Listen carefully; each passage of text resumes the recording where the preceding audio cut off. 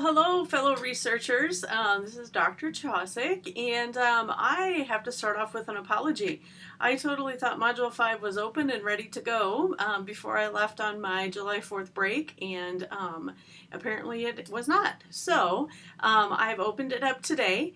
And Module 5, we're going to take a break from SPSS. So I know you're all very sad about that, but I think some of you are going to be actually very happy about that. So we're going to take a little break from SPSS and we're going to jump into scientific writing and APA.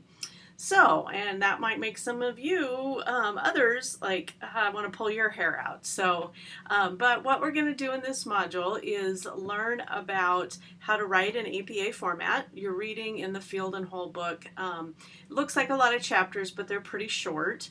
It all has to do around APA and what goes in each section of like a research article, and that is the APA format. So part of the class here is to help you be able to read research and write research. So that is kind of what this whole module is about.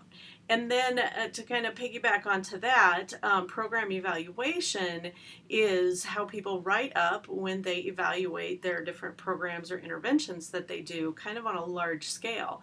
So it fits real nice for student affairs professionals because you guys really are implementing programs in your work and you want to evaluate them and see how they're working. So, you know, you may implement some type of program on campus that addresses sexual assault, or you may implement some kind of program that addresses maybe drinking or advising or retention. I mean, just all kinds of things. So what program evaluation is all about is how you evaluate that and see if what you're doing is effective. So you're going to learn those two things, and what you're going to do with this module is you're going to, after you look at all the materials, pick one of the papers in the module under that program evaluation articles folder. There's a whole bunch of articles in there. So APA articles that evaluate or purport to evaluate a program. Some of them are good, some of them are not so good. You guys get to pick whatever you want out of that folder, and do not worry about the group 1, group 2 thing. I do that when I'm in class and I have lots of different groups pick from one of the two. So anyway, just pick one out of the whole thing, read it, and then what I want you to do is write a short paper, 1 to 2 pages, that follows the APA format. So I want you to look at the article and evaluate the APA kind of writing in each one of those sections. So you'll notice in the materials you have all the things that should go in an APA paper by section. That's really the PowerPoint. So like what should be included in a title? You know, it should be no more than 12 words long. It should describe what's going on in your article. What goes in an abstract, right? That's in there. What goes in the introduction, literature review. What goes in the method. What goes in the results section, what goes in the discussion section.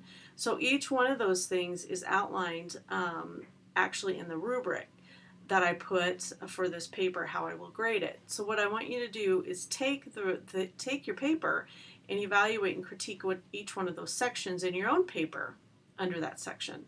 So you would have, you know, the introduction section, and you would say, this is what this article is about. And in the paper, they did address all the things that you're supposed to in APA, or they didn't address all the things you're supposed to. Same with methodology. All the things are in there. You know, here's what the methodology was. All the things are in there according to APA. Your final section, the discussion section, you know, kind of to summarize briefly what the results were. And then I want you to critique the program evaluation piece. So, did they do a needs assessment? Did they do an outcome evaluation? Did they do an efficiency process? And you'll see all that in the PowerPoint. So again, each one of those headings or categories are in the rubric and in the PowerPoint.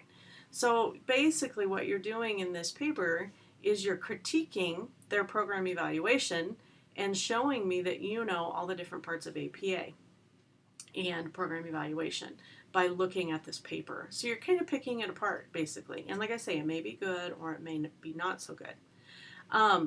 So it's worth 100 points. So you know, don't get too worried about length and how long and all those kinds of things. The points really are about, can you tell me all of the things that, can you find all the things in the article that we're looking for in APA? So it's almost like you're getting to be the teacher or grade, you know, somebody on their paper.